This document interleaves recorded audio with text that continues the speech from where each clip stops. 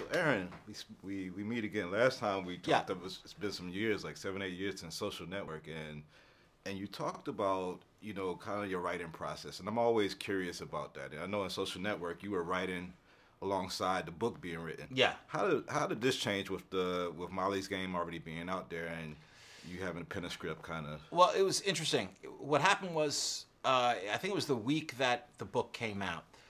The lawyer representing the book, who I know a little bit socially, he sent me the book and he said, "Would you mind reading this and meeting with Molly Bloom?" And I said, "Sure." And I read the book and had a fun time reading the book. I wasn't expecting much when I went to meet Molly. I thought I was going to be meeting somebody who was just kind of cashing in on their brush with celebrity, and that doesn't do anything for me. Right. And that first meeting was just an hour long. By the end of that 1 hour, I realized that I was a fool, that this is not at all the person that the tabloids suggested to me that she was, or even that her own book suggested to me that she was. That this was a story of character and integrity, and a much more emotional story than you would expect from a movie about the poker princess, that kind of thing. That was completely different. And so in this case, the book is a character in the movie, right? She's written the book. And Charlie, who's played by Idris Elba, our criminal lawyer, sort of has the same journey that I had. Yeah. He goes from not having very much respect for her at the beginning of the movie to giving a full-throated defense of who this woman is, and even saying that he's cool with Molly being a role model for his daughter. Yeah. I liked being able to, I know some people might call it meta, but I liked being able to fold in that present day experience with the book. I like being able to fold it into the movie.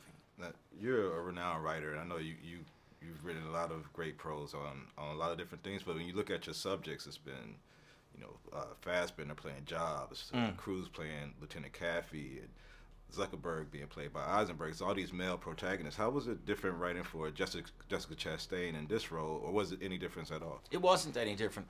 The fact that Molly is a woman, of course, is very relevant to the story. It's just not relevant to the writing of the story. You know, there isn't a particular way that there isn't women's dialogue and men's dialogue. You're doing the same thing. What was important to me is I wanted Molly's voice in this movie. She has a very winning and unique voice. That's why she's the one telling the story and not the filmmakers. Yeah. It's like the best TED Talk you've ever been to. Yeah.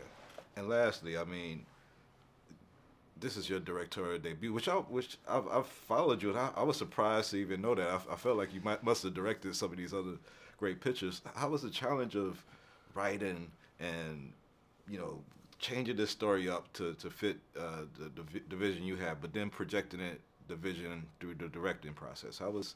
Well, it was challenging to be sure, but it was a triumph of collaboration because I always like to be the least talented person on any project that I'm doing. So I was surrounded by great people who were very supportive, who absolutely got what I was trying to do, and so they were able to lend their talent to that too, and that's how we made the movie. It's a great movie, man. Great project. I really appreciate it. Thanks a lot. Thank you. Take it easy.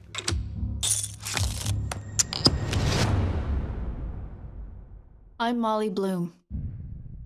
Do you know about me? This is a true story.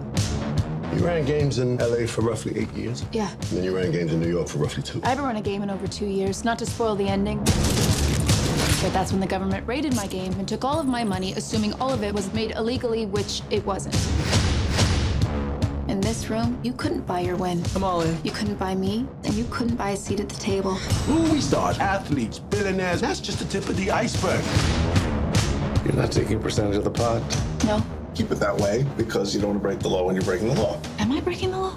Not really. We're able to find out for sure, aren't we? Laws are written down. You had meetings in about your book and life rights. I did. You spent 8 years running the world's most exclusive, glamorous, and decadent man cave. Any offers? Guarantee the publishers certain elements, and I can get you $1.5 million. What kind of elements? I passed. I'm just curious as to why you passed on what would appear to be the only way out you have. You have to use real names. Creative differences. The law that I'm accused of breaking defines gambling as betting on games of chance. Yes. Poker's in a game of chance. Poker's a game of skill. Why does a young woman who, at 22, has a gold-plated resume, why does she run poker games? Your risk is nuts. You're gonna get blown up. You got 2.8 million on the streak right now. That money should be in your hands. Just how deep into the Russian mob were you?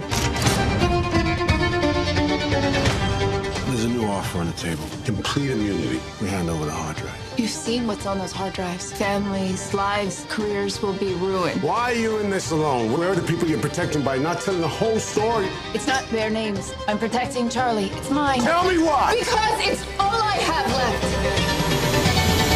Because it's my name.